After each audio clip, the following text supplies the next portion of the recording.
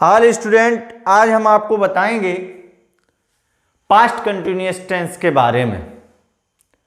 इसकी पहचान है जिन हिंदी वाक्यों के अंत में रहा था, रही थी और रहे थे इत्यादि। देखिए, बहुत इजी है, सिर्फ समझने का है। वाक्य को जितने से ज्यादा समझ लेंगे। ये नहीं है कि मैंने बोर्ड पे बताया तो उसको आप जो है रटो मत। रट के तो कुछ जान ही नहीं पाओगे। कोई सेंटेंस है, एज मैं पहले ही आपको बताता हूं,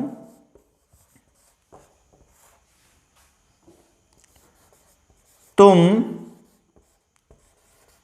चाय पी रहे थे। माफ करना, थोड़ा उल्टा चल रहे हैं, ठीक है। तो अब हमने पहचान में क्या बताया? जिन वाक्यों के अंत में रहा था, रही थी, रहे थे इत्यादि।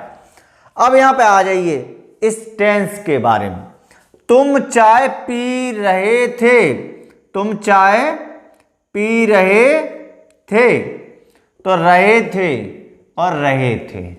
यह है इसकी पहचान कि जिन वाक्यों के अंत में रहा था, रही थी, रहे थे आदि शब्द आते हैं, वे वाक्य पास्ट कंटिन्यूअस टेंस के होते हैं। सीधी सिंपल बात। जिन वाक्यों के अंत में रहा था, रही थी, रहे थे शब्द आ जाए तो जान लो ये वाक्य, ये सेंटेंस पास्ट कंटिन्यूअस टेंस का है। आगे नियम क्या है इसका, यानी रूल क्या है बनाने का? नियम है इसका कर्ता यानी सब्जेक्ट धन वाच वर, धन वर्ब में आईएनजी इंग लगी क्रिया, धन कर्म, धन अदर वर्ड। देखिए, नियम इसका कर्ता बाजवर और इंग लगी क्रिया प्लस कर्म प्लस अदर वर्ड। अब देखिए, इसका नियम तो ये हो गया। अब कर्ता इसमें क्या है? कर्ता है तुम। यहीं पे फिर आ जाइए, तुम क्या है? कर्ता है। और चाय क्या है? कर्म है। और पी रहे क्या है? पी रहे थे क्या है? क्रिया। पीना क्या है? क्रिया है। पीना क्रिया। यदि आप, हम तो इंग्लिश हिंदी दोनों में बता रहे हैं आपको। वर्ब, क्रिया क्या कहते हैं? वर्ब। पी, सॉरी ये होगा पीना क्रिया हो गया, चाय कर्म हो गया। क्या हो गया? कर्म। इसे कहते हैं इंग्लिश में ऑब्जेक्ट, OBJECT। और तुम हो गया कर्ता यानी सब्जेक्ट।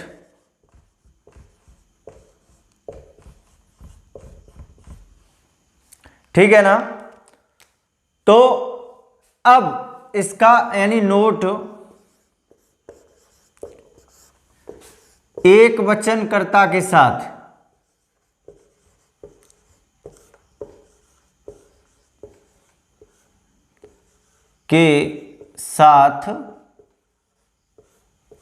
बास और बहुवचन कर्ता के साथ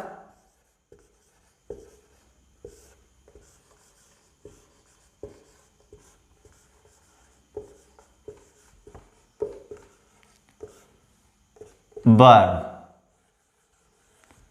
अच्छा, इन्हें बोलते क्या है? एक वचन कर्ता के साथ और बहुवचन कर्ता के साथ वर्ब। इन्हें बोलते क्या है? इन्हें बोलते हैं हेल्पिंग वर्ब। हेल्पिंग वर्ब यानी हिंदी में मतलब होता है सहायक क्रिया।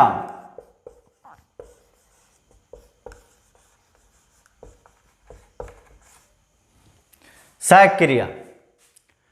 अब देखिए, एक वचन बहुत सिंपल है, ये तो बहुत सिंपल है। एक वचन के साथ बाज लगा दो और बहुवचन कर्ता के साथ यानी कर्ता के जस्ट बाद एक वचन कर्ता के साथ बाज और बहुवचन कर्ता के साथ बर। अब जैसे ये है, मैंने पहले बताया तुम चाय पी रहे थे, तो तुम की अंग्रेजी यू और कर्ता के बाद हेल्पिंग वर्ब। हेल्पिंग वर्ब में तुम बहुवचन है तो क्या लगाओगे? बर। इधर पीना की क्या होती है इंग्लिश? क्रिया। इसके बाद ड्रंक, DRING लग जाएगी। ड्रंकिंग टू, ड्रंकिंग द टी। ये हो गया आपका।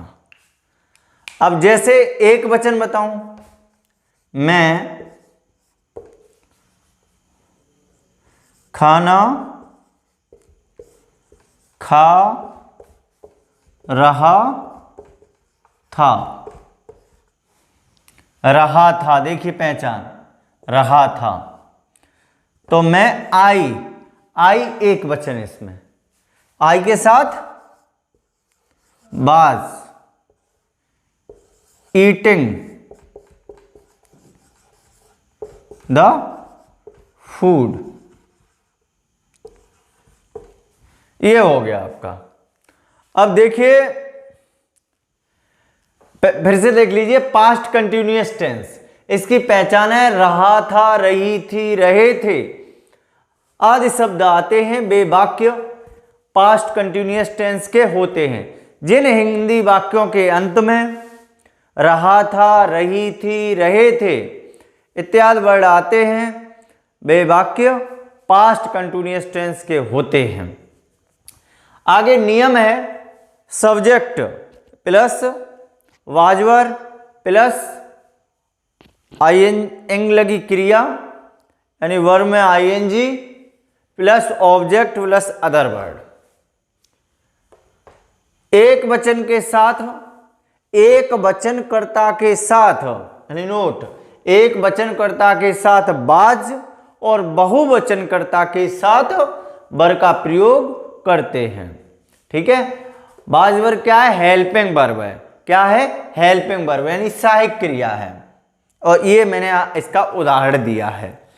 तो आज इसको कंप्लीट करिए, कंप्लीटली कर लीजिए। बहुत सरल है, बहुत ज्यादा कठिन नहीं है। आपको सिर्फ आपको मन से देखना है एक बार और ये पूरा कंप्लीट हो गया। आगे हम आपको बताएंगे फ्यूचर कंटिन्यूअस के बारे में। हमारे वीडियो को देखें, लाइक करें और चैनल को सब्सक्राइब करें।